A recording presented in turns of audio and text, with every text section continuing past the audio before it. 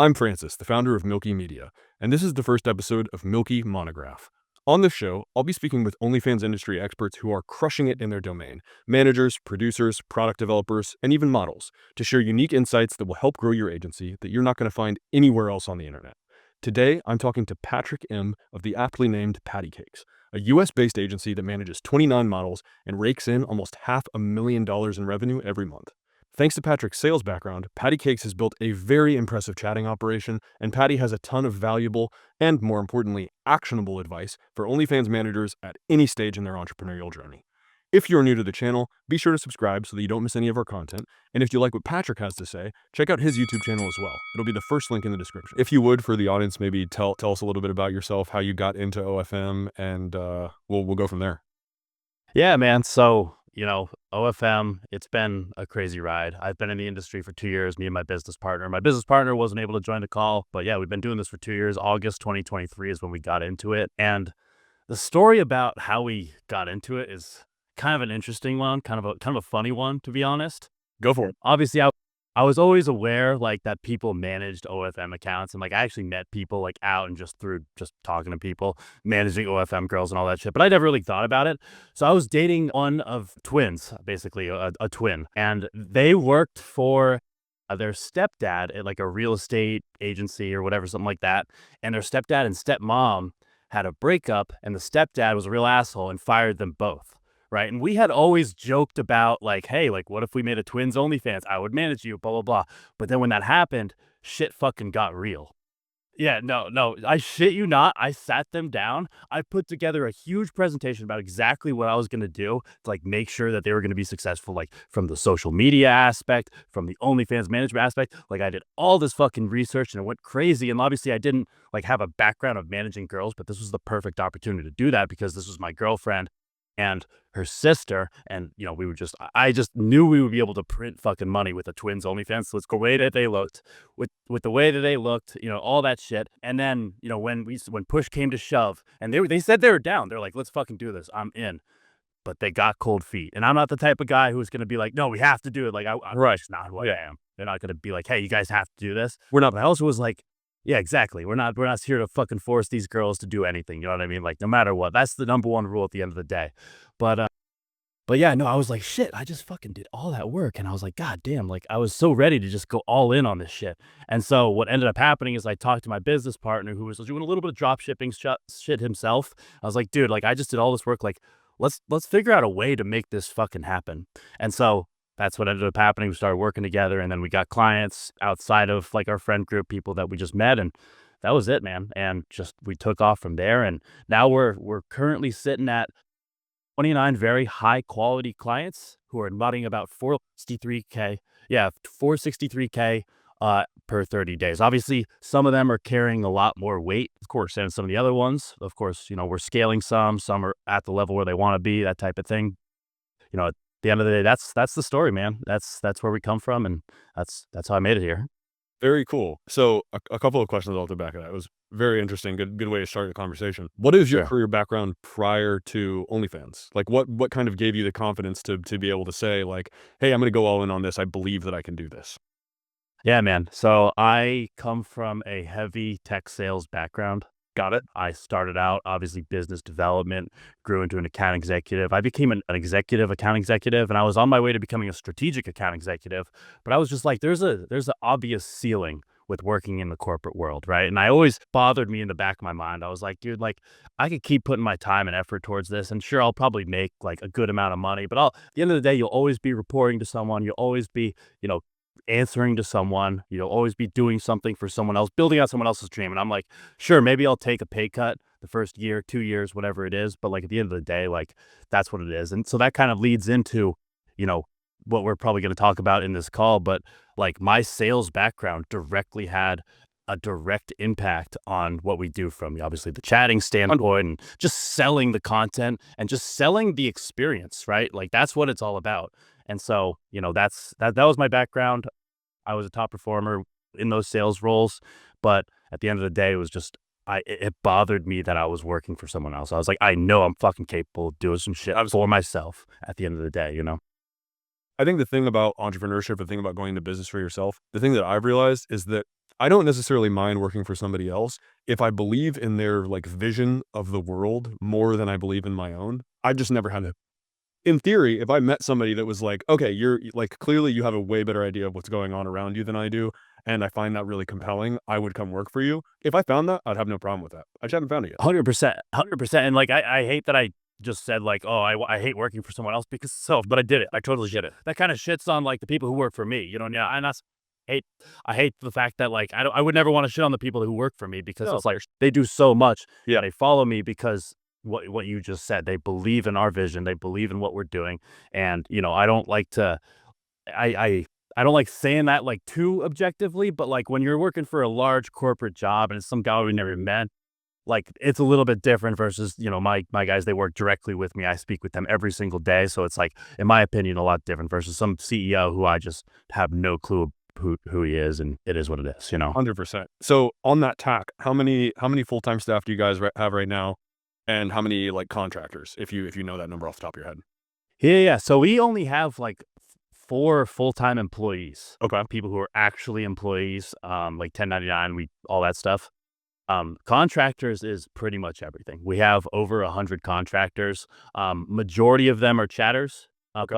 Of course, I would say like the split is probably 65% chatters, and then the other, what is that, 35% are people who are involved in the management, marketing, and just quality assurance, all that type of shit is basically our breakdown. Got it. Okay. And you said that you guys are pulling out, so you've got 4 full-time employees, army of contractors. I think that's pretty standard configuration for OnlyFans management agencies. Thanks. The thing that I kind of want to explore with this series, anytime that I'm talking to somebody, I want to really go deep on a specific element of OnlyFans management. So for us, Milky has been about organic social from day one. That's all we care about. We live, eat, breathe content creation. And that's obviously yielded us fantastic results, but there's so much about this industry that I don't know. And so for instance, like chatting, we completely outsource. It sounds like you guys do all of that in-house. So what would you say you guys specialize in? Yeah, man. So it's 100% chatting. Okay. Like I was saying before, it's all about like my sales background and implementing those sales strategies that made me a top performer personally in those tech sales jobs or whatever it was. Got it. Implementing those here, obviously the sales cycle is a lot different and all that, but at the same time, like you're still wanting to give the customer a good customer journey so that they do keep coming back for it and they become very high LTV fans, right? That's the most important thing about what this is. Now, the other aspect of what we do is we're very heavy on investing our earnings into paid advertising, right? So we do a bunch of paid advertising on everything that you've heard of course, like OnlyFinder, Career Traffic, all that shit. Like we do ads there, but we have a bunch of different other ways of running ads too. Like for example, we run Reddit ads to not necessarily OnlyFans funnels, but we run them to storefronts like Fourth Wall, for example, where then you can put the link in the storefront and then boom, you have a funnel that way where you're running ads on Reddit where you're not supposed to funnel to OnlyFans, Right. but you get them there in this roundabout way. Or even 4chan. We've done shit on 4chan where we have like a CPM, like cost per impression. So you're paying based on how many impressions the actual ad gets. We've done all these different types of things. And so the point I'm trying to make is that when we run these ads, we have a bunch of partner agencies. We've done some chatting for other agencies before. We like to keep our chatting mainly in-house for specifically our models because our chatters are very high value. We don't want to be, giving them out to other people.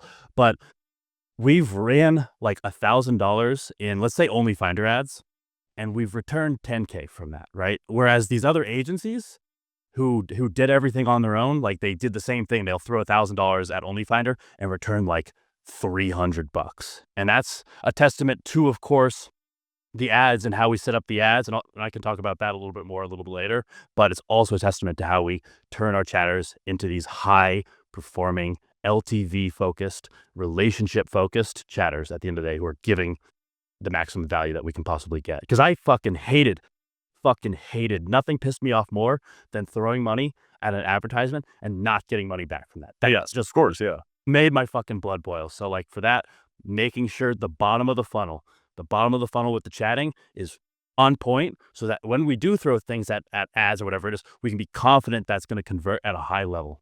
Makes perfect sense, yeah. Transparently, I have never even touched paid ads. So like I said, Milky is 100% about organic. So while we're on that subject, just really quickly, Can you maybe briefly explain very high level overview of what your paid ad strategy is for maybe anybody who's listening who's not familiar with paid ads for OnlyFans? And then also when you get leads from paid ads, do you treat them differently than leads from organic social? How do you differentiate, and what do you see when you look at those leads side by side? How do you measure their performance against each other? Yeah. So first question, like, how do we set up everything? How do we make sure that our ads are going to be performing better? So one thing that a lot of agencies that I've spoken with do wrong is that they'll set up the ads and just leave it there, and that's it. Okay, it's set up, it's running. We have their, the CPC, for example, it's running at a, 60 cents per click model, and we're just leaving it there, right? Okay. What we do is that my business partner is really the main one who's heavily involved in the advertising. But on creator traffic, you can actually test a ton of different creatives. Like you can tweak the bio, the picture, like just like the call to action, literally every single aspect of it. And we test like 30 to 40 ads per girl right off the bat. Like if we start working with a girl, but it's something that we never really stop, right? We're constantly like trying different creatives on creator traffic. And what creator traffic does, which some of these other sites don't do, like OnlyFinder, for example, doesn't do, is that it gives you data based on like their click-through ratio, like how well an ad is performing, like how well people are converting to the OnlyFans. And the traffic from creator traffic, in my opinion, is not really that great. Okay. But the reason we're throwing money at it is because we're getting that data and we're saying, okay, this ad is performing so much better than these ads. Like we're getting that click-through ratio data, and then we apply it to these other ads which perform better, right? But you don't get that data from these other places. Like if you're running on Reddit ads or whatever it is, then you can get that information and really apply it to other areas. And like I said, these girls will constantly, be creating new pictures or whatever it is, and we'll give them guidance based on what we think is doing better. And if we're constantly changing it, like if you think about it this way, like maybe one day you put an ad on there and it doesn't resonate with the fan, and they keep scrolling, they miss it. But if you put a different picture there and maybe the week later, like, oh, this girl's like looks like different, or the call to action's better, and then they click it. So like making sure that you're not just like setting the ad and set and forget it, like that's just something that doesn't work, right? Now, your other question about how to treat these fans who come from there, we still have a high focus on the relationship at the end of the day. Like I know a lot of agencies say the ads, or the fans who come from paid ads, they say they're just there to try to, bust a nut real quick. Maybe they'll buy one PPV and then delete their account, and then they're gone forever, which is true to an extent. It definitely happens, but we've still turned these fans into LTV fans, these relationship fans who stay for a long, long time and spend 10, 20, whatever K over the lifetime of however long they're subscribed, right? And so our perspective is that every single fan, like there's three types of fans on OnlyFans, right? There's content buyers, people who are just there to just buy content. They don't want to chat. They don't want to talk to people. Time wasters. Everyone knows what a time waster is, just someone who chats all day and never buys. And then there's lonely buyers, right? And in my opinion, lonely buyers are the main reason why OnlyFans is so like insanely profitable, and how they make all their money, because they're paying for the experience, right? They're paying to come on there, and at the back of their mind, I'm almost 100% positive most of these guys still understand that they're not directly talking with the creator in most instances, but they still do it because they want that fantasy, they want that experience, they want that overall just whatever's happening on there. Like it is what it is. Like and they know they're Committed still to the supporting. delusion. 100%, 100%. Like, of course, there's maybe, a percentage who just is completely, delusional and just they thinks they're for sure talking. But in my opinion, like, I think most of these fans know they're not fucking talking, but they continue to spend anyway. Like, I agree 100%, and I've seen that personally. We have on one of my creators' accounts, we have a guy who spent just under 50K in the first 90 days as a subscriber.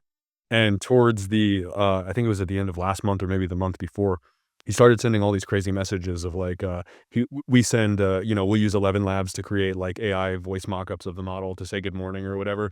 He's like, I ran all of these through this thing and it says it's AI, and I don't think that you're real, and blah, blah. And like, you can tell, like in their heart of hearts, they absolutely 100%, they know that they are I not, don't know.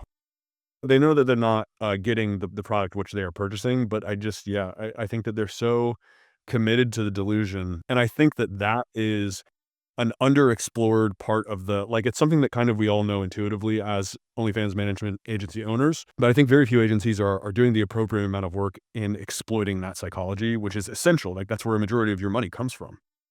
You have to. Yeah, you have to. And, it's for us, like, those are the two main things, like, with the chatting and the paid ads. But, like, what what really, and this goes back to kind of what you're doing, like, you're very, very focused on organic brand development, and you even talk about it, like, in your last video, like, in that Instagram. By the way, if you're watching this podcast and haven't watched this fucking last video, watch the video about the Instagram. It's like a 43-minute video. It's fucking amazing. But one thing you said in that video was that it's not really enough to just be, okay, my niche is big boobs. Right. Like, okay, like, fucking great. Like, your Yep. big boobs niche. Like, and so this is like the third aspect of our agency, is that you're not necessarily going to make life-changing money with just having really S-tier chatting and then paid ads, right? You're going to make a good amount, but what's going to come down to for you to become a top 0.0 whatever percent creator is that you have to develop a really unique brand. You have to become some sort of, I always say it's like a household name, where it's like if somebody brings up the name of your creator, like, oh, that's the girl who jumps on the car. Oh, Jelly Bean Brace, that's the girl who jumps on the car. Like, that's how you fucking do it. You have to have something that's so unique and carve out your own, literally your own, like, brand within like a specific niche. And that's where you get there. Like, it just simply like, I'm girl next door. Like, no, you're like, That's yeah, not maybe it. you'll make some money if you're hot, but like, There's a cap simply on not. there's a very well-defined ceiling on that. And I also think, and this is something that I want to talk with you at length, maybe towards the end of the conversation, Mhm. about like how those creators are going to be disrupted by AI because those niches are so fleshed out. But I think that that's a really interesting point, not just because it's my agency's entire thesis, but but also because you pointed out like the jelly bean thing of like, this is the girl that jumps on cars. I think people underestimate there's absolutely a luck component, but people underestimate how stupid the thing can be that totally defines your creator, and it will carry them to millions and millions of followers. If you look at the like the Island Boys, right? Like they have an entire, I wouldn't call it an empire, but they have a like substantial media cache that they developed by singing boys and kissing each other. Yeah. Like, it's a bizarre, Yeah. that's all it really takes.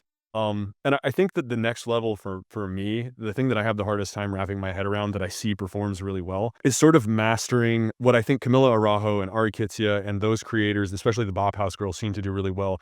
Is they have a an intuitive understanding of like reality TV dynamics. So it's like the same thing that makes Jerry Springer work, the same thing that makes Love Island work. There's like some unholy combination of status consciousness triggers and like this pretty girl is making millions of dollars and she has no skills and I'm jealous, but I also think I'm better than her at the same time. They scratch all these weird itches for people. And those, like, for me, I have to really, I over intellectualize it. And so it's very hard for me to create that type of content. But I think to be really successful right now, that reality TV, like simple, brainless drama, I say brainless, but I think that actually People latch onto that shit. absolutely, No? yes. And it's really figuring out how to appeal to that super broad audience in a way that grips them and feels real. But that's, again, that's a total aside. What I would like to talk to you about is, as you said, your agency kind of specializes in chatting, and it seems like you have a really good grasp of, we're on the same page about the most important demographic, the most important people to reach is that third lonely archetype that you mentioned. Mhm. What do you think separates you from your peers in terms of chatting and your approach to chatting? Yeah. So, I mean, at the end of the day, like, everyone knows you want to get to know the fan. Like, that's not going to differentiate you from any other chatting agency or any other agency. Like, you obviously want to spend time getting to know them, all that type of stuff. Now, the thing that really heavily differentiates us is that we have hundreds of scripts, but also sequence-based scripts, which the chatters are well trained on to not just copy and paste, or, it's built into Inflow, obviously. And then we have managers and QAs, and we spend a shit ton of money on these people who they very, very serious about how well the account does, because we pay bonuses on how the accounts do to these people. So making sure that the quality of the chatting is so fine-tuned to the point where there's zero questions as to whether or not I have to like go in personally and be like, oh, like, do I need to check if this chatter's following the instructions? Like, are they following the directions? Like, no, we have so many people around the clock, 24/7, no matter what, checking every single one of our accounts constantly to make sure that there's zero slip ups. And of course, I can't claim that we're just perfect and like it just always like it doors are perfect. There's always stupid moments where a chatter gets a little bit eager and just, start pushing PPVs at weird times, like 100%. But like for us, the thing that really, really gives us an edge is the fact that we have really, really intelligent people constantly watching the chats no matter what. And we have these tools to these chatters that are available to them with these sequence-based scripts to make their lives easier when it comes to managing high traffic accounts, right? Like if it's one thing to just be like, hey, chatter, like you have to come up with everything on your own always to make sure that you're, entertaining these fans. And then what happens is that you lose, the average response time goes down, but we're giving them the tools to make it faster. Another thing, it's kind of funny. I joke about this, but we'll sign a new creator, right? And they'll, as you know, these creators sometimes they have thousands of pieces of content in their vault. We literally pay a guy to go in and sort the entire vault, label every single piece of content, put it together in folders, whatever it is, to make sure the chatters' lives are as easy as possible. So I joke about it because it's like we pay a guy to literally watch porn all day. Yes. Just label what he sees. So And what's it's hilarious. categorized? Literally, that's his job all day, but it takes time because obviously there's like 10-minute videos in there. So like he's sitting there all day just watching porn all day. And it's just like, it's so funny to me because you think about going like your corporate job and it's like, imagine if I was sitting there watching porn all day, fucking, and someone caught but it's the opposite here. It's like, oh no, good job. Like I'll give you a bonus for doing extra today, by the way. Shit like that. But In a lot of ways, I think we probably have the funniest job in the world.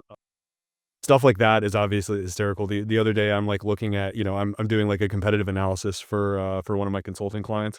So I just have my 49-inch like ultra widescreen monitor is just pages and Instagram pages of like girls like twerking, and my girlfriend walks in and she sees me and she goes, "Oh, honey, you work so hard."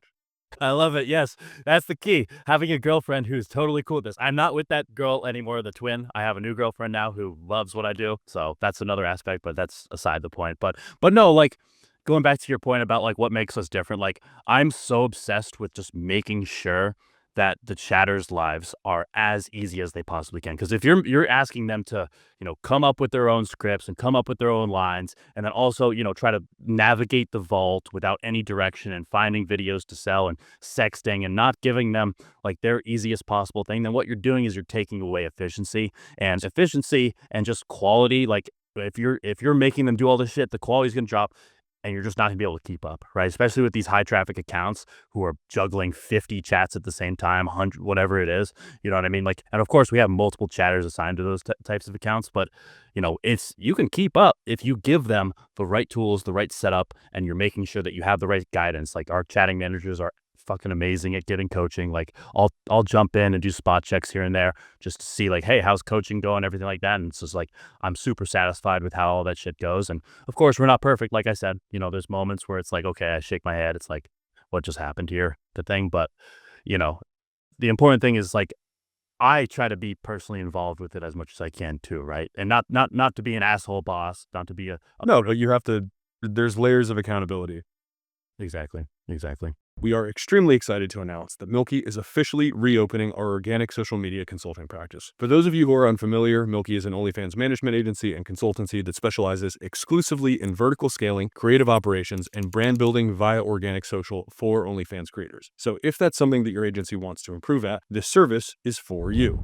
We work hands-on with agencies who manage creators with 6- and 7-figure per month earning potential, but need the systems, the strategy, and the creative direction to actually realize that potential. So if you've got amazing talent on your roster, but you need to outsource creative, let's say your models have super high earning potential, but your social media growth is stagnant, or if you want to build your own in-house creative team, but you don't have any media production or creative operations experience, we can help. We are only taking on 2 new clients at the end of September. So if you would like to be one of those 2 agencies, fill out our consulting application in the description, and if your models have superstar potential, we will get back to you ASAP. So I want to double click on one thing really quick. You talked about managers and like auditors. What is the actual org structure? So what I would like to know is how many, let's say that a model has X number of like active subscribers, or what metric do you use to determine how many chatters get assigned to an account?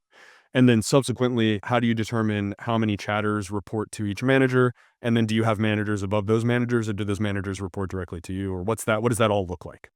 Yeah, exactly. So we try to keep our response time between 2 to 3 minutes or less, right? Okay. We want to keep it as short as possible. Obviously, there's moments where you want to be strategic. And these models have 1 million subscribers on Instagram. It's like, okay, if you're responding instantly to every single fan, like that seems a little bit unrealistic. So there's strategies behind that about like, okay, this fan's been subscribed for X amount of time. Like you don't need to follow or excuse me, reply to that fan like immediately. They know what we're about. But generally speaking, like let's say for new subscribers, we try to keep it between 2 to 3 minutes or less. When we start to see that go up, then we'll sign another chatter, right? We'll figure out a way to hire another chatter, go put them through our hiring process or training process, everything like that, and then make sure that that account is well taken care of, like so we're not missing any chats, right? So it's For the quality. more of an assign as needed strategy as opposed to like direct like this many fans equals this many, because I guess that makes sense because obviously every chatter is going to have a different capability in terms of response time and Exactly. Some chatters are a little bit slower, but they're good. Like they're good chatters. Like you don't want to like get on their ass for, if they're chatting with high quality and intention of having a good LTV for those fans, like you don't want to get on their ass and be like, why are you not chatting faster? Like you need to chat faster. When it's like I was literally like putting my fucking best possible like words into this whole situation. So it's like you always want to be conscious of that. It's a case by case basis, right? Now, when it comes to like QAs and the chatting managers and how that all works. So we have QAs. Typically, it's very similar where, our lower traffic accounts, maybe we'll have one QA watching like, 3 to 4 of those.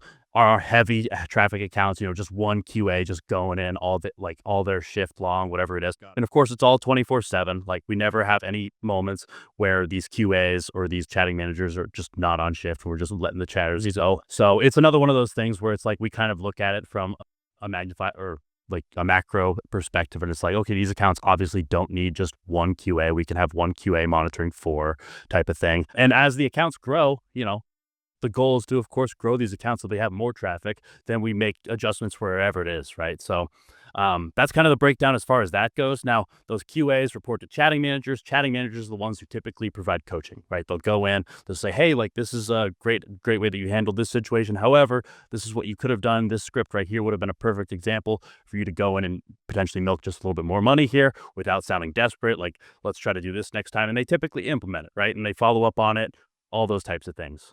So those types of chatting managers. Then we have my general manager, and then we have another chatting manager who we trust really, really deeply. And I know this is a cardinal sin to some agencies, but we pay them really fucking good. And we had not had any problems at all with this so far in the 2 years of doing this. But we put these two people, the highest ranking people, in the group chats with the models to communicate back and forth between the models, like, because obviously the models have questions sometimes, and just give them, hey, like you have a custom here, can you do a verification video here, whatever it is, you know what I mean? Just to make sure, because that's another thing we do is like we set expectations with the models up front, like, hey, are you willing to do verification videos up front, like if we have those types of situations come up, because that can turn a whale, a person who spent $1,000 into 10K very, very quickly, those types of things. So, them communicating back and forth with the creators so that I'm not, facilitating the back and forth between Discord and going back because to. with 29 models, that seems like it would be quite difficult to be having all of those conversations simultaneously. Exactly. So that's kind of the breakdown. We have the QAs who are, I don't want to call them the snitches, but they're just the ones who are just in there, just looking at every single chat. Then we have the chatting managers who are, providing the coaching and going in and actually setting the schedules, making sure we always have coverage 24/7, those types of things. And then we have the general manager and then one of our top chatting managers in the actual group chats, facilitating the back and forth between the models and the creators. And those two guys, of course, they're not, they have offsetting schedules themselves. They have days off, they have lives. It's not one of those things where they're forced to be 24/7, but because the model situations can wait, and we set those expectations with the creators. So, but yeah, that's kind of the breakdown of that. It makes perfect sense. Quick question, because I actually also have a background in tech sales. Do you stratify your chatters? So are there like SDR chatters and account executive chatters, or like, basically for anybody who's not familiar with sales, but like junior chatters who would maybe be more like lead collectors who are pre-vetting to determine if somebody is likely to be a whale, and then they get passed off to a closer or somebody who's better at handling like large accounts or relationship building? Or do you try to get all of your chatters across the board to a pretty, like, let's say an even level of quality that they're capable of playing all those roles?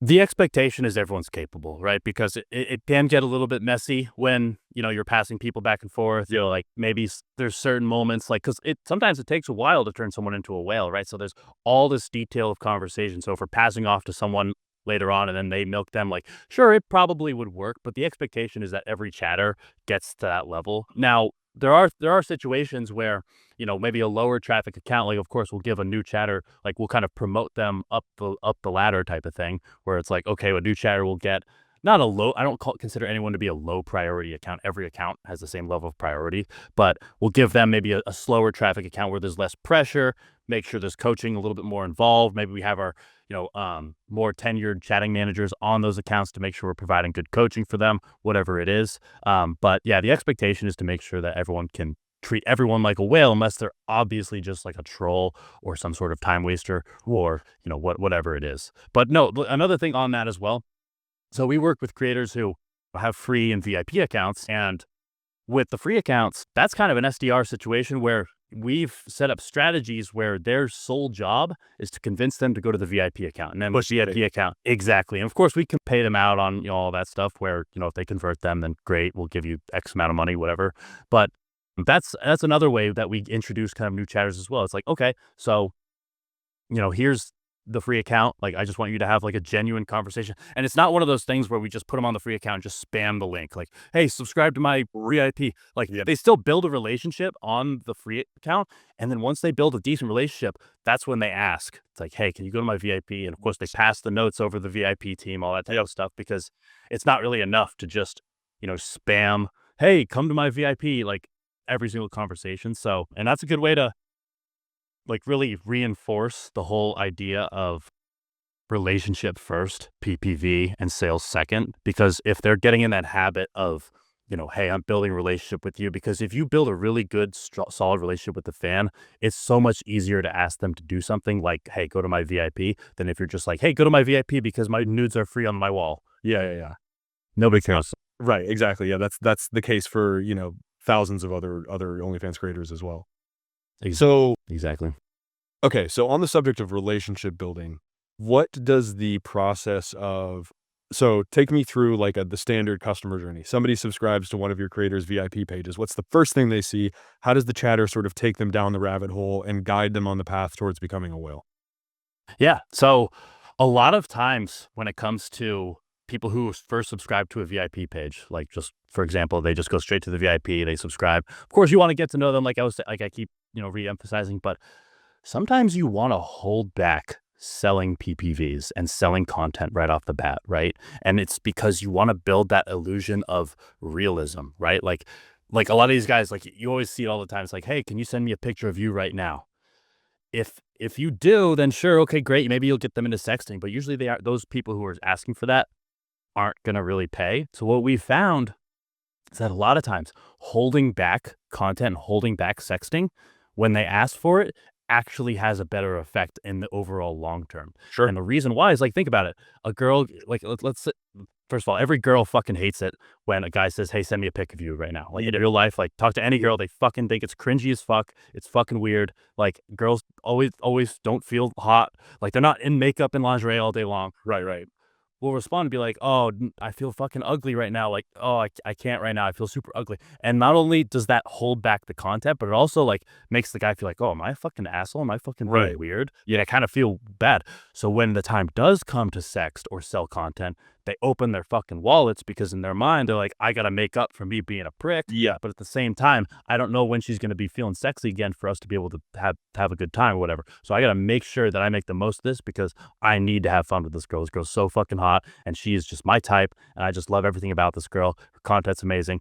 And so doing something like that, like holding that back and like kind of playing that, like, I guess that the opposite of how you would expect a chatter to do, can go a really long way. Now, of course, you don't want to do that with every fan. You just want to have your chatters trained so they can kind of tell which fans are the ones where that makes sense, which fans it makes sense to just go ahead and just go all in for it, whatever it is.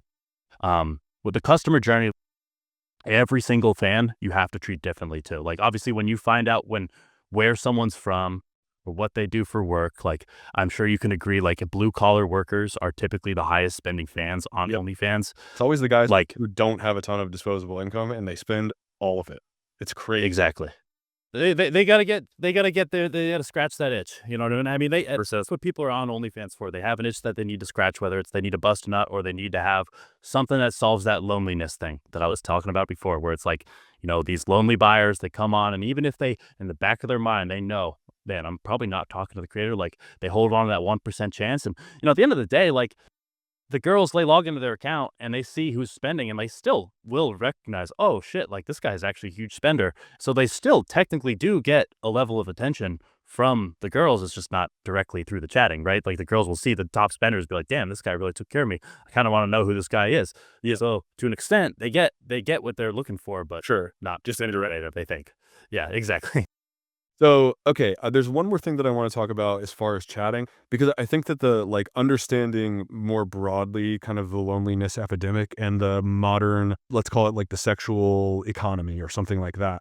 I think that that plays a huge role in why this business even exists and why it's as successful as it is. And I do want to talk about that with you. But the last question I have about chatting is, how are you sourcing these people? And then how do you, it sounds like your chatters, in general, you're selecting for people who have a pretty high level of understanding. Obviously, they need to speak good English in order to make these determinations and value judgments about what types of fans are likely to spend and what kind of touch they need. So how are you sourcing, where are you sourcing your chatters from? What is your selection criteria? Like, how do you determine that if they're capable of doing that, if they are in fact trainable? And then how do you incentivize them to continue to perform over? Yeah. So when it comes to sourcing chatters, obviously when we first started, we were just hiring people who had pretty much no experience because I wanted to hand train them. I would jump on long Discord calls where they would share their screen and I would just coach them through everything. And I was manually doing that at first. But over time, what we have now, as far as our hiring process goes, like I have my general manager who does a majority of the hiring. I trust him. His judgment he's probably smarter than me. Like, to be quite frank with you, he's fucking smart, like as fuck. That's how So I feel about my manager too. yeah, no, he's smart as shit, and so I trust him with his judgment on these chatters, and he's hired better chatters than I've hired, and like I've made some stupid decisions with hiring because oh, this guy's the man, and it just turns out not to be. But usually, like people with no experience typically are the best. People who are referrals with no experience are the best because they are so dedicated and they don't want to let their friend down over here, right? They don't want to let their friend down, but they also like, oh shit, this is my one chance to like get some experience. Like, I got to make sure that I fucking do this shit right. So, of course, we put them through, the whole 9 yards, typing test, English test, all that type of shit. Make sure that they're on point with all that. That's first step. Then we get a list of all the applicants based on their performance and all that shit. Obviously, we take that at face value. We still interview everyone. We still have like a 10-minute conversation with every single person just to get to know a little bit about what they're looking for, all that type of stuff. And you can kind of get their vibe. Like if they actually have a personality, if they actually, sound like they're intelligent enough to pick up some of the training things, that type of stuff. So they'll go through those process. Once we do that, we'll then narrow it down to, the short list, whatever it is. And then we'll have 3 of our chatting managers go in and actually have a conversation with them. We have 2 specifically who are spearheading this right now and have those kind of final interviews and kind of talk to them about terms of service, just overall psychology, like things that you would just expect to be common sense. Like, we're not expecting them to know how to sell content on OnlyFans. Like, that's what our job is, to train them to do that. But we're expecting them to have a level of intelligence in certain situations where it's like, okay, this guy knows how to get in and out of situations. They know social cues. They understand things that you're actually looking for, right? Context sensitivity is maybe the right word for that measure of intelligence. Exactly. So putting them through that process. So basically it's the tests and then the short calls with everyone, then the short list, and then the more in-depth interviews, and then the job, right? Then we have our training process, which I have various SOPs, Loom videos. They go through, they work with chatting managers as well, make sure they're on board. They typically have a pretty long waiting period too before we put them in, because we always have a backlog of chatters who are waiting to get basically positions. And because we have to make some quick, a lot of times, like, we can't be afraid to let a chatter go, right? Like, we can't be like, oh, it's going to be such a pain in the ass to get a backfill here. Like, I can't, like, if someone continuously fucks up a lot and can't figure out a way to implement feedback, like, we have to be able to just say, okay, goodbye. and just bring someone else in who we're confident could take over very, very easily. So we have a good backlog of chatters. Usually we try to keep like 5 to 7 chatters who are just waiting, and they understand like they're not going to get an account right away type of thing. Like, and of course they might, if we sign a new creator who we're like, okay, this is a really good creator, we need a new chatters on the account, like, let's go type of thing. But this gives us time to like make sure they actually reviewed the videos. Like, we make them write up entire like notes on everything that we give them so they understand how it works, like training on inflow itself, like training on all the scripts, like when would you use this script? When would you use this script? Like, explain to us your actual understanding of everything. So they have a really long time to really get trained up on that, so that we're not just throwing somebody on like last minute, like, get on here and just learn everything at the same time. Let's fucking go. So that process is super important. I think that's something that separates us, is that, it's something that's so thorough, and we have to be so sure on that, because, we've run into instances where we've hired like a absolute rock star, crushes the interview, does everything right, but that we found out that this guy, he does all the interviews, and then what he does is that he just throws someone in underneath, and just they do the job, and he takes the cut and pays that person like a lower percentage. It's just resin. Yeah, it's fucking rat situation. So we, on Discord, we make sure that people are on live calls while they're chatting, so we can be like, hey, fucking turn on your camera right now, pull up your ID and put up next to your face, make sure you're actually chatting. So, because we don't want to be outsourcing that shit. But it's the whole Discord system that wasn't even my idea. That was one of my team members' ideas. Is just so important to be able to like make sure they're always sharing their screen. They can jump on camera if they need to make sure if there's any sketchy shit going on. So that's all very tight. Do you have have you developed kind of a bullshit detector, or like a sense for that now that you've had issues with like hiring chatters, and you kind of, what are the signs that you look for that somebody might be a bad faith? 100%. 100%. It's the thing that you really look for is it's very obvious. And this goes hand in hand with like the fact that we have QAs just constantly watching shit. It's very obvious because our training, like the training materials that we have and everything that we have, it's very thorough. And we don't put them on an account until they really point out and really confirm they actually read everything. So if they go through that process and we put them on an account and we immediately see like idiotic mistakes that are like, dude, this was literally like the number one thing not to do, that like you literally wrote in your notes. Yeah, you made like very clear. So like, I guess up front, like, it's kind of hard to tell that, but like, if once they start chatting and you see something weird going on, see something like not like how it should be, like, we'll just take them right off immediately and be like, okay, see you later. Like, we just won't even hesitate on that. So, and I think that's a really big part about it, because like hiring people is such a fucking pain in the ass, but because we have such a system of always finding new people and always like having things out there, like, hey, hiring for chatters, like, you kind of have to like, it's crazy how much you have to push it out there. Like, hey, we're hiring for chatters. We need to find chatters. Our referrals are always good. Like, that's another thing about reason why we like referrals, because referrals are going to be very, very, very unlikely to like be sketchy. Yeah. Like their friend, like that's kind of how it is. But it becomes very obvious. Like, you see it, and we'll just get rid of those people. We won't even ask questions. Be like, hey, it's obvious that you're not, like, either you're not taking it seriously, and we don't have time for someone who doesn't take this seriously, or you're doing something really sketchy. So see you later type of thing. Yeah, that makes perfect sense. Okay.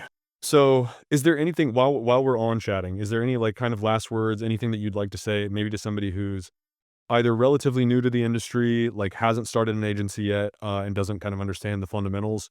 I didn't even know that chatting, for like the first probably 6 months that I did OnlyFans management, I didn't know chatting was a thing at all. So we were just 100% of what we were doing was organic social, and then like insane PVV strategy. And I actually scaled accounts to like 40, 50K a month just on PVV strategy. Wow. That's fucking props to you, man.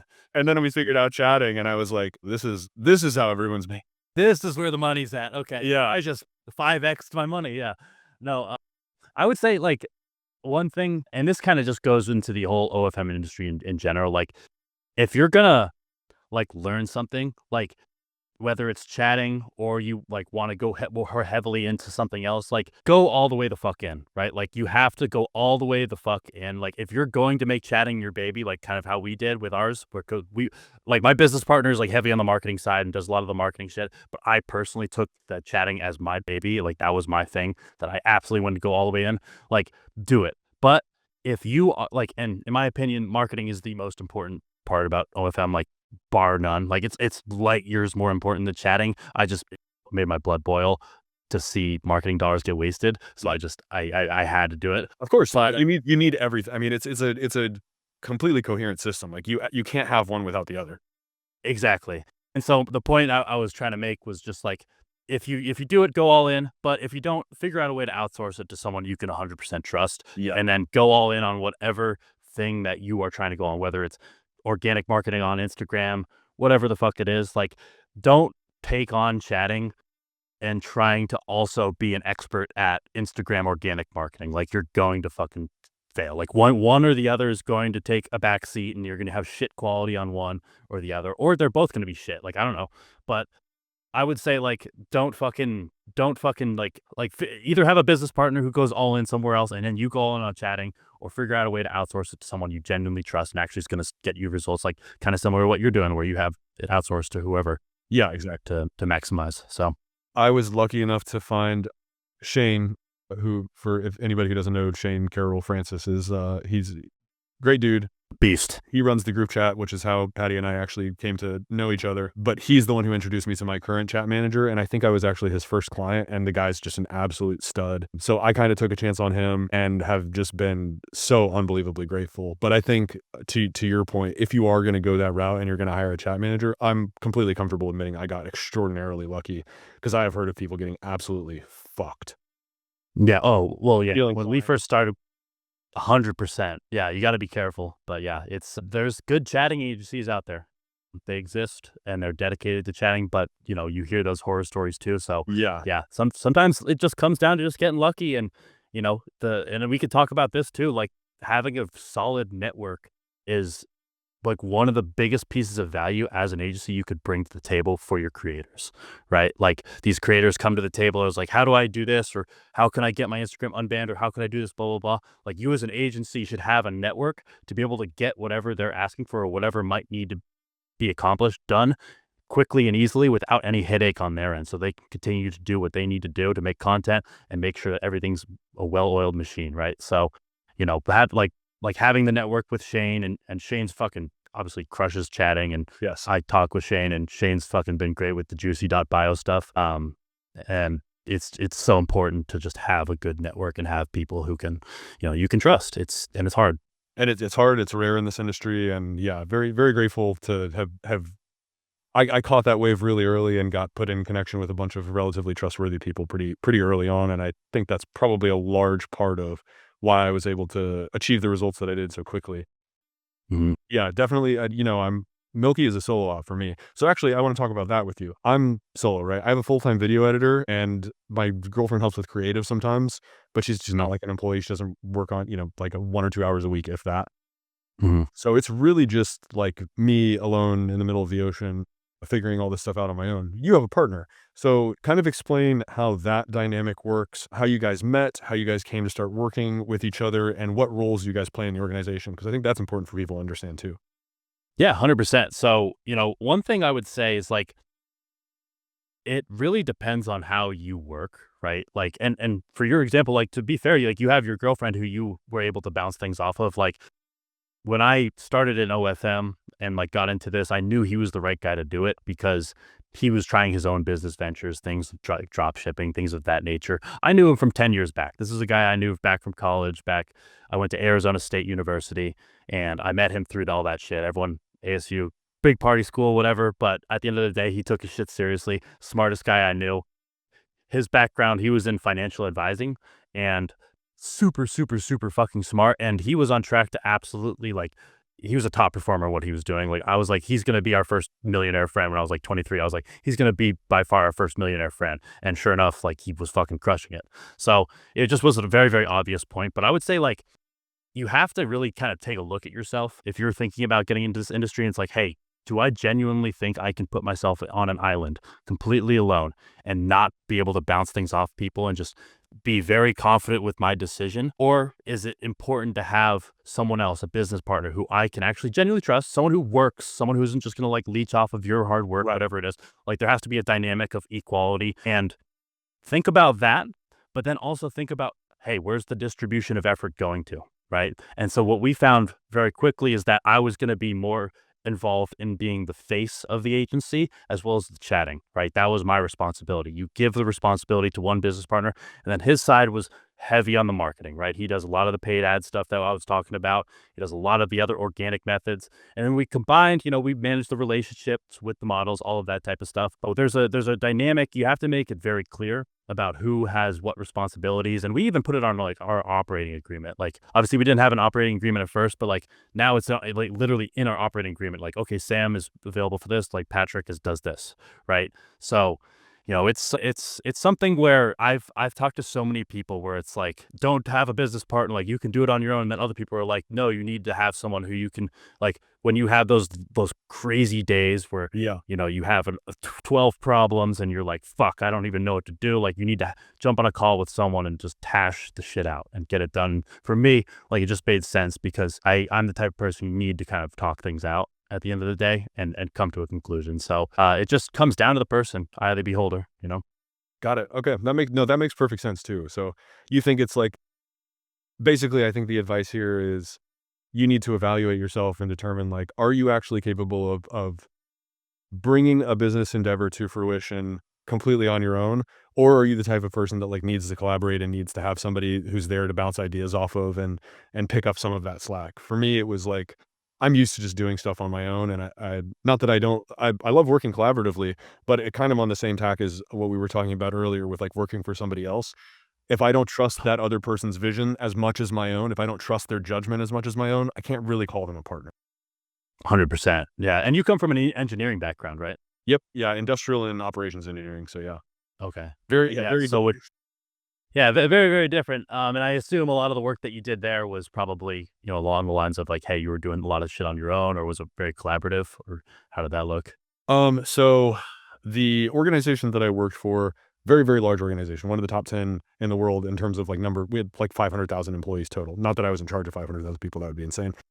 Um, Right. but the nature of the work was somewhat siloed in that I was the primary decision maker over about 150 other people. So I had 10 direct reports and then 150 like staff or like union employees under those direct reports.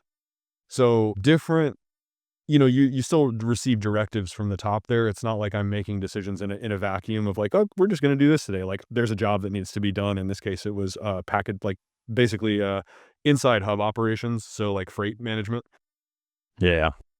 But a lot of those, I think the managerial skills, like learning operations, if you're an entrepreneur, I think that was, even though none of the stuff that I learned in terms of like hands-on experience, like I'm not working with heavy equipment. I'm not driving a forklift doing OnlyFans management. Nothing that I'd like, nothing related to industrial engineering directly one-to-one applies here. But everything that I learned about operations management at a huge organization has been extraordinarily useful in every part of my career, in every part of my life, in everything that I've ever done. So Just from a leadership yeah, perspective, 100%. Yeah, also just being able to effectively manage. It's not just, I think something that you probably understand this because you're managing such a large team. It seems like you're very personable and you take the time to actually develop relationships with your employees. I think that people think they have this sense of like, well, I'm the boss, you have to listen to me. You have to get Right. people to listen to you. Like the superpower is getting other people to cooperate with you. That is the like single fundamental, most essential component to success. If you cannot do And that, they have to respect your decision making. yeah. You know, So it's crazy. and also just like owning the fact that you're going to make mistakes sometimes, and that doesn't like, maybe people will doubt you, but you have to regain their trust. It's, you're constantly like sort of tackling all of these things. So yeah, not particularly related to what we were talking about, but still I think useful, just advice for anybody listening. Like that is the number one thing that the number one skill that you need to learn in entrepreneurship is getting other people on your team. Like that's the And very difficult. the way to do that is getting them to respect, but you have to earn the respect, right? You can't just be like an idiot and just up there and I'm the boss. Like you got to listen to what you Right. just said. Like you have to like lead by example. Like don't be afraid to get in the weeds. Like Yeah. get in the weeds, get in the trenches with the guys. Like they will respect that all day long, and And you'll like demonstrate having people. demonstrate that you can like perform every business function also. Yeah, 100%. Obviously the objective is to hire people that are better at that thing than you are over time, but at least demonstrating that you have an understanding of their job and saying like, hey, I know that you might not think that this is possible or I'm asking too much of you, but I've done it. Here's the proof that I've done it. I think you're better than me, so I know you can do it. 100%, 100%. And that's why I love to say is like, I know you're smarter than me. I know you're better than me. I know you know this shit better than me. But like, this is what I'm seeing. This is some of the things that I would like to have happen. And this is what I've done to make sure that this is actually doable as well. Like that's a huge part about it rather than, hey, figure it out because I need you to figure that out. You Yeah, know what I mean? So yeah, not a big shift to the yeah, effective management style there. no, it's fucking shit. And you're an idiot if you fucking manage that way. Okay, so kind of back to what I wanted to talk about earlier in terms of I think I generally refer to it as like the male loneliness epidemic, but I think that that's increasingly, I feel that that's an incorrect name because it definitely applies to women too. I think women are quite lonely as well. I think sexual relationships, romantic relationships, people are statistically, very obviously, like it's measurably, there are less of them occurring. People are having less sex than ever. People are reproducing less frequently than ever. People are dating and marrying less frequently than ever. And it doesn't seem like that trend is going to reverse anytime soon. So I think the question for me is, how do you think we got here? And how does that play into the proliferation of OnlyFans and I guess you could say like the intimacy industry? I mean, it all started back when iPhones were made, man. Like the fact that we've distanced ourselves from each other, but we can still stay in contact and still feel like I have friends who I haven't seen in years, but it still feels like we talk to each other every day. You know what I mean? So it's like the loneliness aspect is that you're you're kind of like tricking your mind into thinking you're never actually lonely. Cause look, you're on a fucking Twitch stream with all these other people and you're seeing someone live like perform on the Twitch stream and you're involved with that. Or like on Instagram, like I'm DMing this girl on Instagram and we're like talking, but like I never actually even met this girl, like whatever. Like it's all about technology. Like you have to put so much more effort to go out and like it's gotten to the point where it's like people would rather just say, "Can't can't make plans because I just don't feel like I'd rather just stay in." And it's gotten so much more aggressive. Every single year it gets more crazy, and, like, now people are, they live in their they go on these Twitch, I guess, benders, and they're, like, live on Twitch for X amount of time, and, like, that's what they fucking do, and people feel like they're in the community, right? They feel like they're involved in that community, they're all friends, like, everyone's, like, doing things together, and it's like, "Okay, we're not lonely," like, but you're not getting that physical touch, you're not getting that physical aspect, and so at the end of the day, like people are looking for a more intimate experience. Like, sure, you get that social experience from like Twitch and like, Instagram and all that, but they're looking for the intimate thing too, right? And that's where this male loneliness is coming into play. And that's where OnlyFans comes into play, right?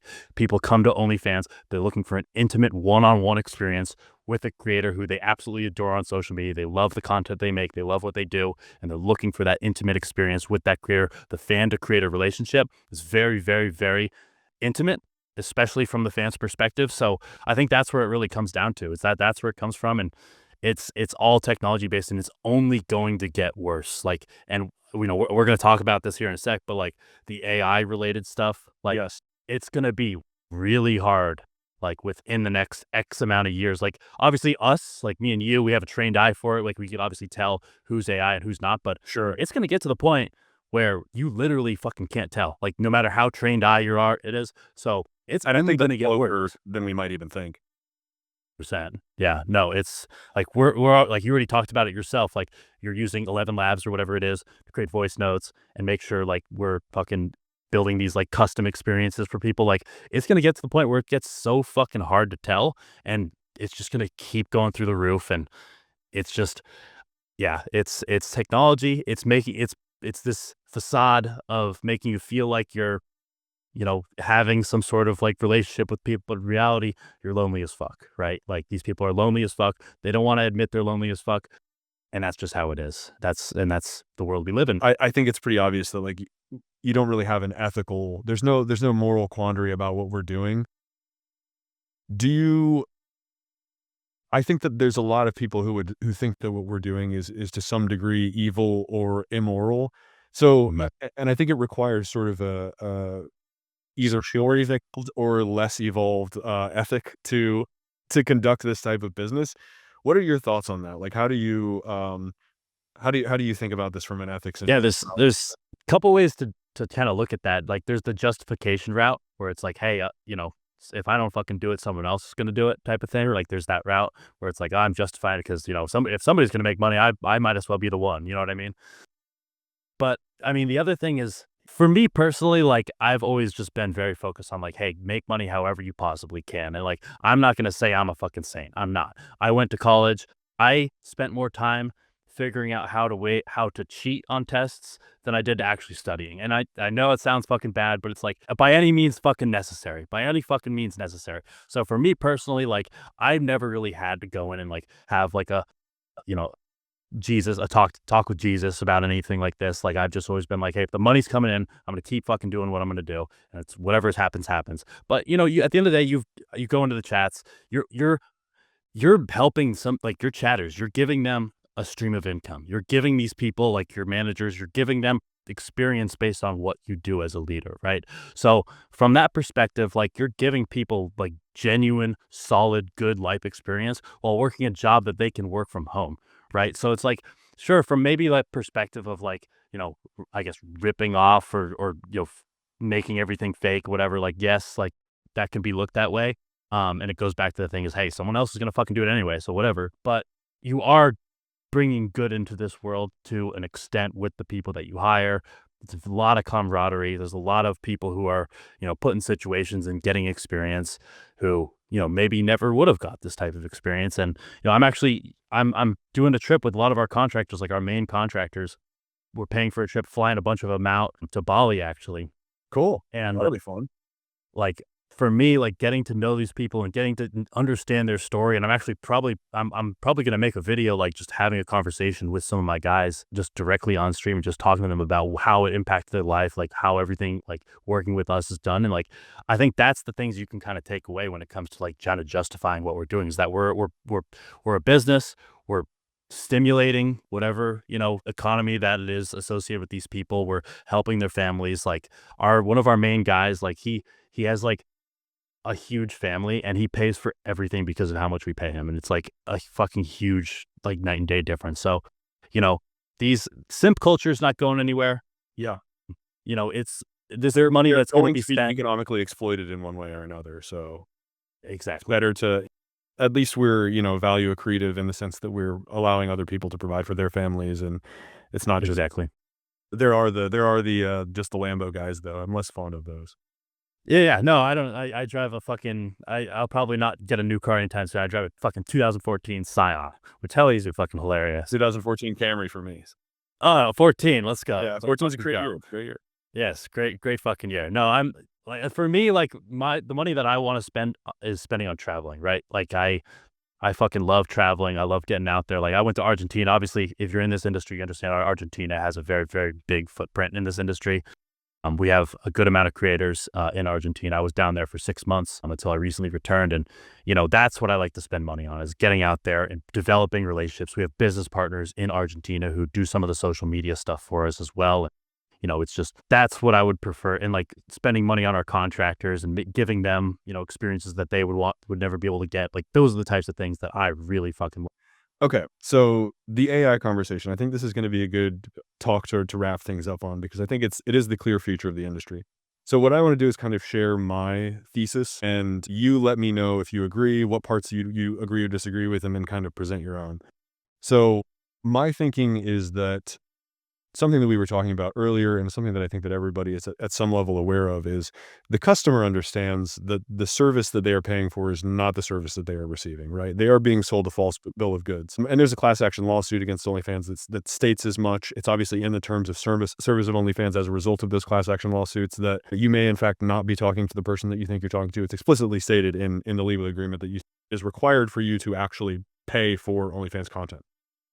So my thinking is that very, very soon we are going to have AI agents that are capable of basically producing the precise experience that we create, but cheaper. You can make the model take on whatever appearance that you like. They can fulfill whatever your fantasy is to such a degree of accuracy that would be almost impossible to match for the average human chatter and likely even highly performant human chatters. And so My thinking is that really the only commodity that we're going to be able to provide into the future, in that AI future where there's going to be AI chatbots and sex bots that are sophisticated enough to be indistinguishable from humans, and that can take on whatever appearance and form you want and cater to every single one of your bizarre sexual fetishes. The only thing that we'll really be able to compete on is those parasocial relationships and celebrity status, which is, because that's my thesis, that's obviously why I've developed Milky to be so vertically scaling and organic social focus, because I think that the only way to escape that reality is to build your creators to that celebrity status, because there's always going to be a demand for the commodity that is fame. Humans are just obsessed with fame, and they're obsessed with the idea of being able to connect with somebody famous, and they are willing to swallow just about any delusion in order to maintain that fantasy. So that's kind of my thinking, and I think that a lot of that, I think basically what's going to happen is that the bottom 80-90% of creators, not just on OF, but social media creators, basically the people that are churning out undifferentiated content, they're just going to get wiped out. Like, AI is just going to wipe them out. It's going to completely replace them. It's not going to be slow. It's going to happen like pretty much overnight. And I think that that's probably going to happen within the next 12 to 24 months. What do you think about all that? I think that's a very interesting perspective, and to be honest with you, I haven't really thought about it that way too much. Where it's like, yeah, you need to have some sort of defense mechanism, something along those lines. Like, I have people, and I'm actually working with 3 different developers right now on unique like AI chatbots, things that we can implement. People like just will just hit me up, and so I know the future 100% with chatting, like chatters are going to be done away with, and it's going to be the difference between a good agency, like, because agencies are still going to be around, is going to be the level of AI chatting, like how good is your AI chatting versus the first one, right? Yeah. Because it takes a good amount of manual input. You have to make sure you have some fucking good developers. And remember, like at the beginning with the AI chatting, like it might go down, and then your entire source of income basically goes down because you don't have chatters to be like, hey, can you jump on this account? Like, we need someone to chat on this account while the AI is fucked up because you let them go, essentially. So, that's where the industry is definitely going now. As far as like the perspective of getting completely wiped out on social media, like with just AI models only besides the ones who are celebrity status, I feel like it's not going to be that quick. And the reason why is because going back to 2 years ago, like, I remember seeing AI models and seeing them, blow up and all that shit 2 years ago when we first started. We're like, "Oh, shit, we gotta get on this AI model." It's like, we haven't even learned anything about OFM yet. So it's like, why are we fucking trying to do anything with the AI models? But, like, I've seen the progression there. I do think that, you need to have some sort of following that confirms you're real for sure, but there's going to be an even higher emphasis, and people are going to understand AI models more and more. Like, the general public is going to be able to tell who's AI and who's not, even if it becomes indistinguishable from actually looking at who they are on social media. Like, I think there's still going to be ways where people are finding out who's real and who's not, like the same way that people are trying to figure out who's chatting for real and who's not chatting for real on their OnlyFans. Um, but I don't know. I feel like it's the industry. There's still going to be people who are just seeking for sure, real interaction, real creators, people who are on there no matter what. But, for me, I just, I don't see it happening that quickly. I see it happening within the next 5 years. Okay. But The you don't, next you think 12 12 to 24 months is too short I of a think that's a timeline? little bit too quick of a timeline. Now, with that being said, like, AI chatting is basically here. Yeah.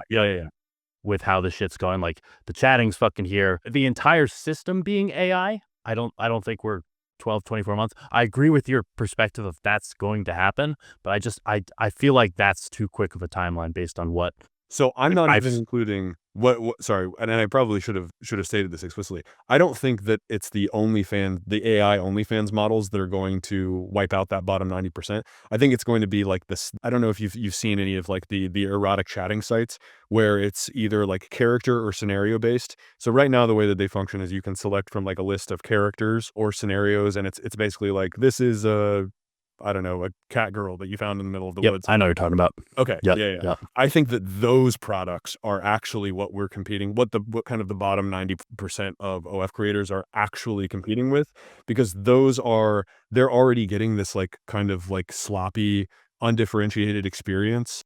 And especially with like unmanaged models, like individual creators who are at that lower tier are just like, I'm sure you've like worked with models who have no idea what they're doing. They're like not chatting, they're not communicating with fans. That experience has already like basically been Right. wiped out by the agency model.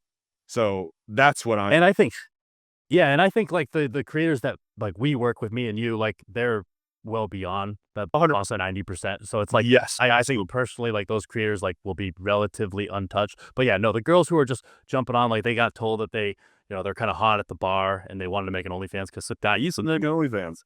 Like, those girls will be wiped out. Those will be gone. Like, yeah, for sure, which to an extent is a fucking honestly a good thing because then it's just a lot less fucking annoying bullshit that, Yeah. you're dealing with at the end of the day.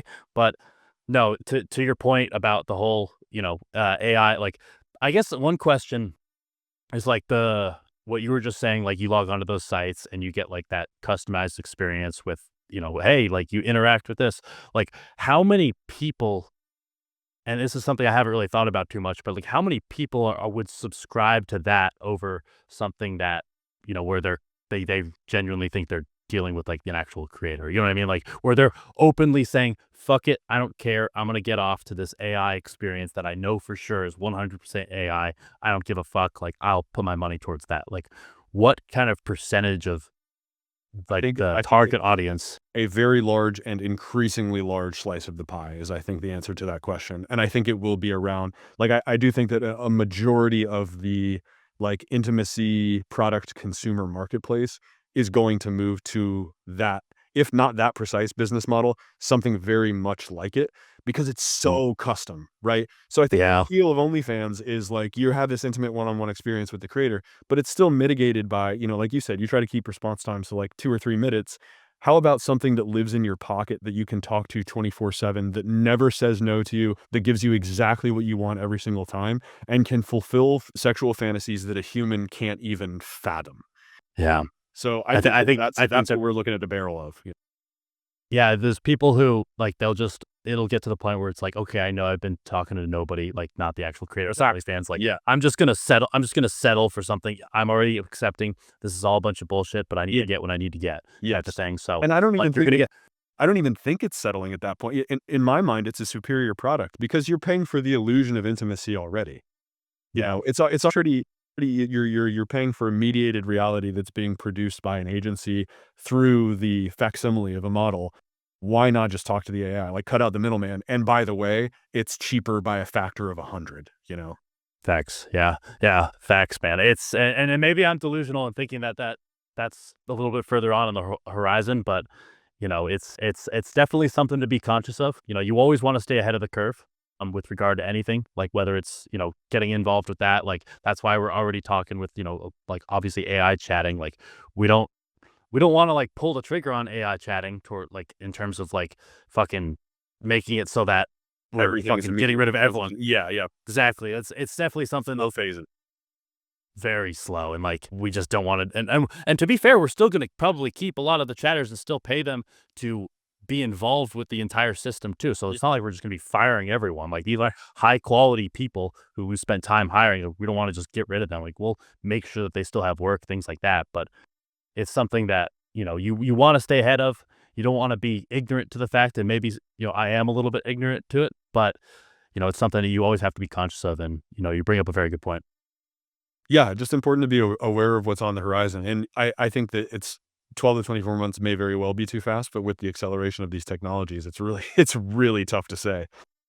Yeah, And exactly. I think also there's like the other thing that you have to consider is that there are much more important industries that AI is going to disrupt.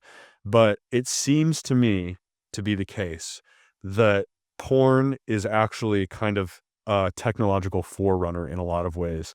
If you look at something like Pornhub's like back-end architecture, their content delivery is some of the like top notch, Yeah. puts everybody other than Google to shame because they've had to develop such a sophisticated infrastructure for delivering, streaming 4K video with a library that's, hundreds of terabytes of content globally. They're one of the most visited websites in the world. And I think it's a lot of the time, like, technology isn't driven by porn, but porn is an early adopter of technology. So I think especially in our industry, it's important to be aware of those trends. I mean, AI, it goes hand in hand with this shit. ever since the beginning. You know what I mean? Like we've used AI. A lot of our scripts have been derived from using AI to build out those scripts, right? Or like using AI, like you said, like the whole voice note stuff. Like you even use AI, like even in our paid advertising, like paid ads typically do better, like if they have bigger boobs. So we'll obviously modify our mug and pictures. Exactly. Just use AI. We'll put it through a filter with the AI and just have to make them look better. And there's an obvious difference. Like it's a 30% click through ratio to a 40%, like just simply doing some shit like that. Oh, it's like yeah, you're right. It's happening. It's already happening. You know, it's a matter of how do agencies adapt to still be able to provide value. And yeah, I think what you said about getting these creators to celebrity status, these million plus, followers on Instagram, like household name type stuff, like those creators are going to still absolutely destroy the industry until they decide to retire. So that's our thesis, at least. Okay, so I want to end things on a less doomerish, more positive note, and give everybody who's stayed until the end a little treat. What is one tactic or tool that you guys have employed? Could be recently, it could be just like, what is one thing that you guys do that you feel like every agency, and especially agencies that are early on in their development curve, should adopt? What should they do? So as far as like an early on, like a strategy that they should be just doing. Something that you do, that your agency does, that you think more agencies should do. Just a useful piece of advice, something actionable that the listeners can walk away from this with. So for me, like hiring someone and bringing like full-time employees on earlier rather than later, because I left myself in the weeds way too fucking long. Like I would have been able to scale so much better if I brought somebody on, like whether it's like, cause like I said, we have 4 full-time employees right now. Like if we brought on 2 of those people year 1 rather than year 2, and they got more involved in all the processes and they took over kind of like those CEO duties and like more in the weeds, like our agency would have been scaled light years more. So what I would say is like, don't be afraid to hire someone. Like obviously take your time and vet people out, like hire somebody you could trust. And at the end of the day, like be careful about who you trust. Like if we've had instances where people have tried to steal creators and all that type of shit, but like hire sooner rather than later. And like, don't be afraid, like your money. Like I know a lot of people, I don't have my money to buy the supercar. I want to buy, whatever. Yeah. Like fucking put that money towards someone who you could pay a really, really fucking good salary, who can take on these duties you can trust. That's light years more important than whatever it is. Like we were holding on to our money and fucking twiddling our thumbs, like not sure what to do. Sitting or a pile of cash. Exactly. For 12 months, we were just fucking doing that. We didn't fucking hire. So hire someone. Don't fucking don't save your money and like worry about shit. Like the more you fucking sit around with the money and like not hire someone to do some of those things, the longer it's going to take for you to scale and do whatever you actually genuinely want to spend your time towards. There's something that I remember you said the other day, I think in one of the group chats in VE, someone asked like, if I have 10K laying around, where would I put that money? And I think you answered that question and you were like, I would spend that money towards anything that takes your time away from learning organic marketing. I would spend that time, whatever the fuck it is, like whether it's billing, dealing with creators, whatever, spend that money towards that so you personally can learn organic marketing, because that's the king of everything that you're dealing with here, right? So for me, like I read, like that's something you should take away is like figure out something, figure out whatever's taking your time and energy away. And yes, make sure that you get that shit off your plate, because you need to be the absolute king of whatever you need to be, whatever you see is the most important thing about your agency. Right? Because it's just super important to get whatever you can off your plate. And that was our mistake, was that we fucking twiddled our thumbs and worried about, spending the right money, right places, and just said, fuck it, eventually, and do that sooner rather than later. I'm so fucking cute, bitch.